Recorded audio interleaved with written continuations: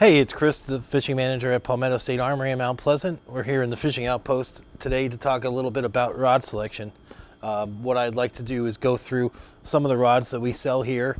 I get a lot of questions from customers, whether they're longtime fishermen, folks that have been out of fishing for a while, or maybe some folks that have been new to the area, coming in inquiring about what it is that would be more or less their go-to setup for the type of fishing that they're interested in. So I pulled a few rods today to show you what I consider to be ideal setups for different types of fishing that are common in and around the Charleston area. In my hand I have a 7-foot ugly stick surf rod. You'll see it has nice guides. It's a relatively stout rod, ideal for the surf.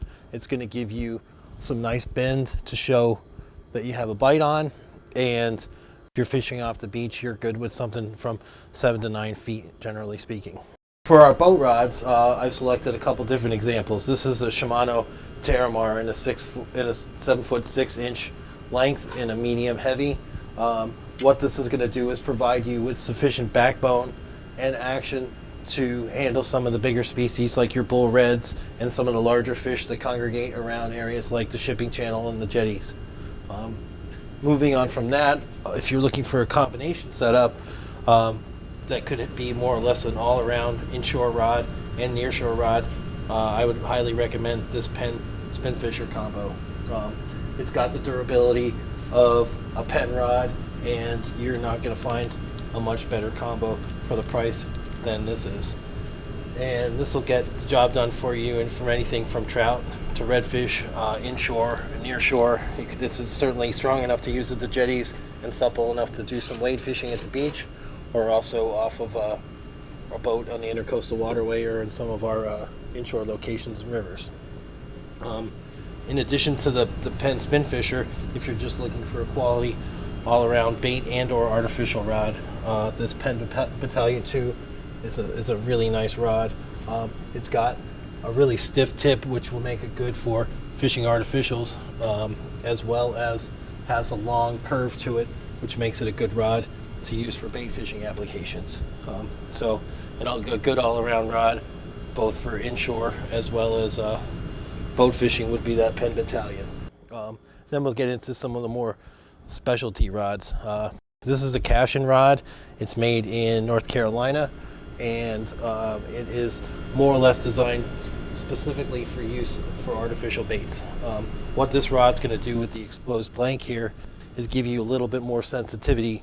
So as you're fishing slowly along the bottom, you feel the slightest tap on here, it's going to translate through the entire blank, and you'll feel the vibration and subtlety of a fish taking your bait right at the very end of the rod. So as you fish, as you rest that on your arm, it translates into increased sensitivity. My personal favorite rod is the ALX series. These are made in Aiken, South Carolina, and what I've selected today is a Boku Slot 7. This is ALX's saltwater specific rod, and this Slot 7 is the midpoint on their line. It's a medium action 7-foot rod that I have had tremendous success fishing trout and redfish with. It's got the perfect backbone for artificials. It's very stiff, and I've pulled in anything from 10-pound largemouth to 30-inch redfish with this with no problem, as well as felt the subtlety of small flounder bite or a little tiny trout bite. And then last but not least, we have this Coastal rod by Falcon. I selected a bait caster for this purpose, and this is the type of rod that most folks that are going to do either dock fishing or go for sheepshead are going to use. This is one great rod to use for sheepshead fishing because being over 7 feet long, it allows you to reach out and more or less drop your bait along pilings without having to get too close to the docks or to pilings and scare the sheephead off, but still give you enough backbone to pull those fish away from the structure that's going to tear your line off. Come see me.